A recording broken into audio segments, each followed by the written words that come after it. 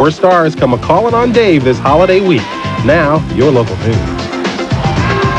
I'm Dawn Sensland for News 3. Crowds line the block in South Philadelphia to say goodbye to a murdered businesswoman. A small plane takes a deadly plunge in Chester County, and questions surrounding the deaths of a woman and her 3 kids whose car was found at the bottom of a lake.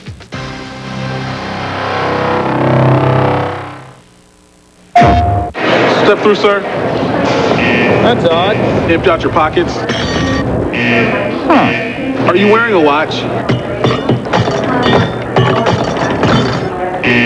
Oh, for goodness sake. Every time I come here. After a short vacation, Crash is back. And this time, he's ready for just about anything. I am not comfortable with this. Whoa! Hello! PlayStation.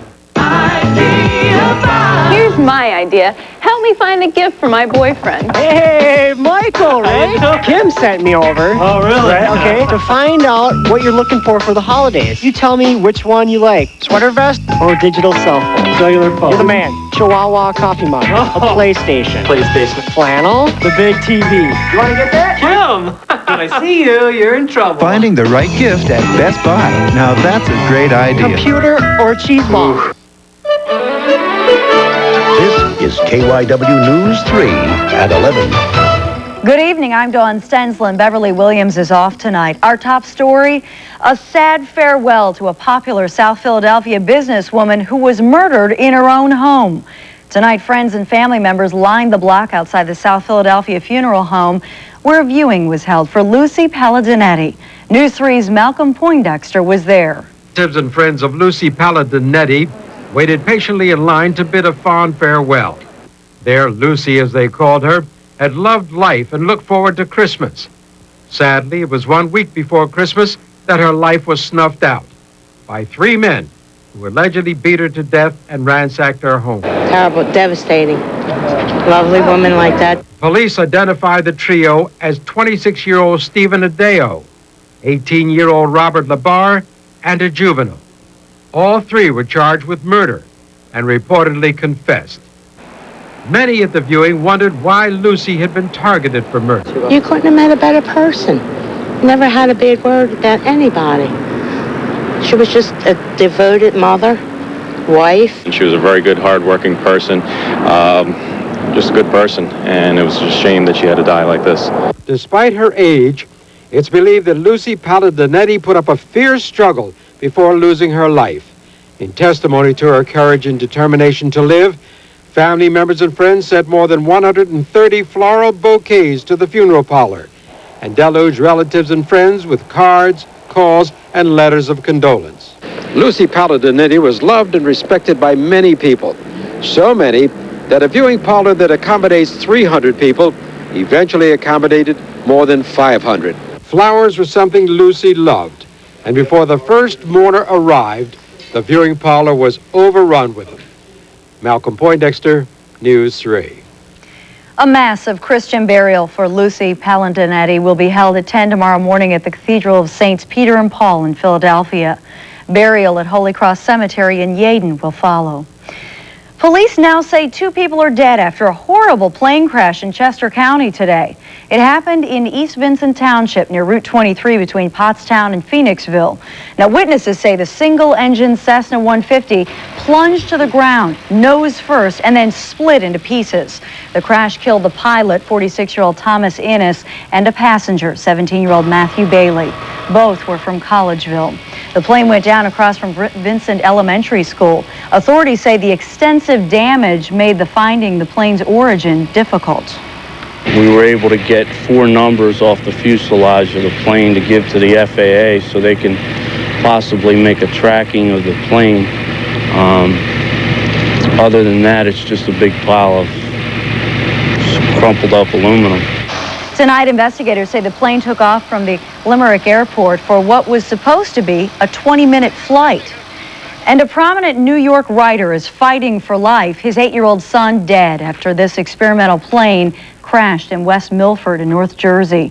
43-year-old James Gleick, a columnist for the New York Times Magazine, was piloting the aircraft when it plummeted and plowed right into a stone embankment. The cause of this crash is also under investigation.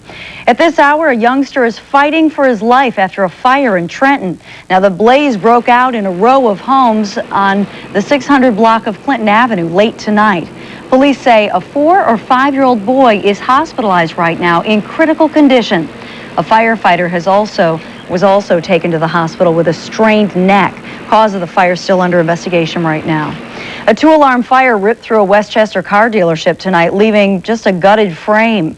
This was the scene as firefighters battled to get the upper hand on the out-of-control flames. It quickly tore right through the building. It's a Cadillac Oldsmobile dealership, and reportedly around 15 luxury cars were destroyed. All told, officials estimate there's more than $4 million worth of damage here. The fire was especially dangerous because of what was inside the building. We had oil, grease in the building. We have a gas tank, but it's outside here, so that was not a problem. And fire investigators are still searching for a cause in that one.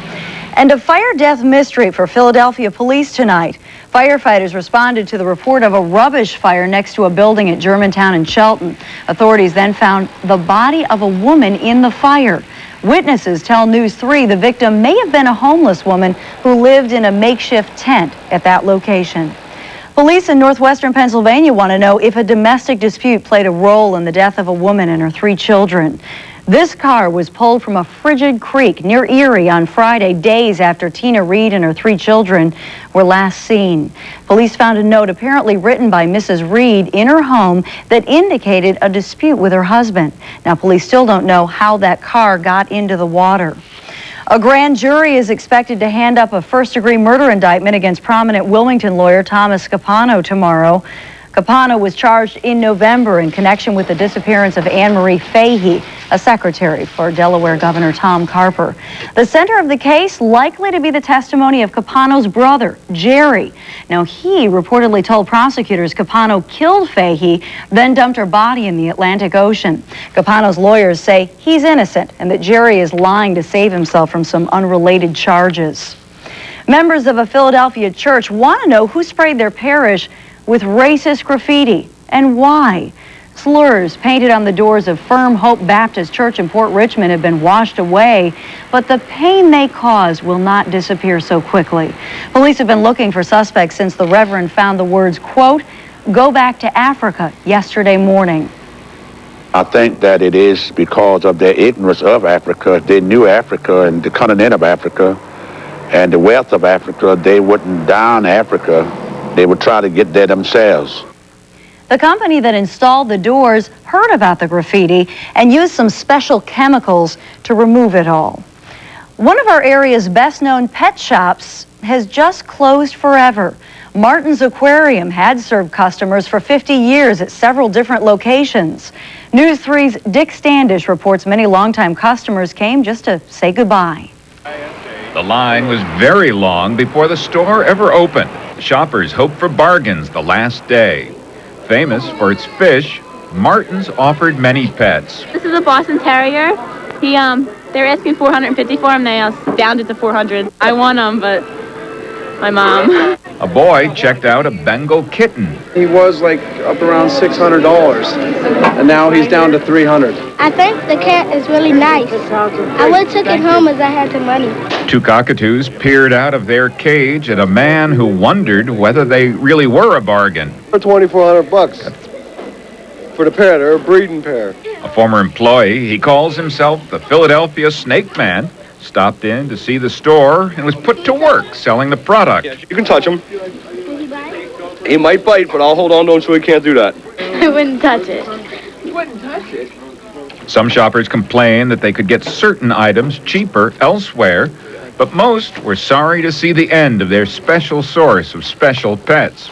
Owner Joel Zisholtz bought his first fish from Martin's in the 60s and bought the store itself in the 70s. I don't know what to do. I'm getting hit by thousands of people calling me, telling me that we should stay open, I should do something over again. However, he claimed the cost of lawsuits and bitter differences with a partner meant this had to be the end. Dick Standish, News 3.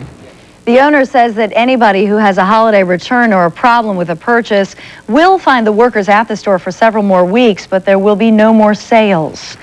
Oh, if you haven't finished your holiday shopping yet, get moving. There are only 3 more shopping days left. And judging by the Willow Grove Mall this afternoon, lots of people have not finished their lists. The mall's all over, just packed with shoppers buying last-minute gifts. Here's a look at the Cherry Hill Mall, also filled with wall-to-wall people looking for that perfect item. Why wait till the last minute? We asked a few people this afternoon. Actually, I've been kind of shopping within the last 2 months, so a few odds and ends tying up. Well, kind of waited around. I was busy and working hard and just waiting. I'm with Ernestine. Don't forget, the experts say the best time to shop between 4 and 6 in the evening and then after 9 at night. And many shopping centers are staying open late. Late night shopping for late in the season shoppers. Well, stay with us on News 3 at 11. When we return, why the estate of Princess Diana might be suing the Ritz Hotel. Rick? Well, winter arrived just in town and it's already making its face known. We've got clouds and cold temperatures and even some ice to talk about in the forecast.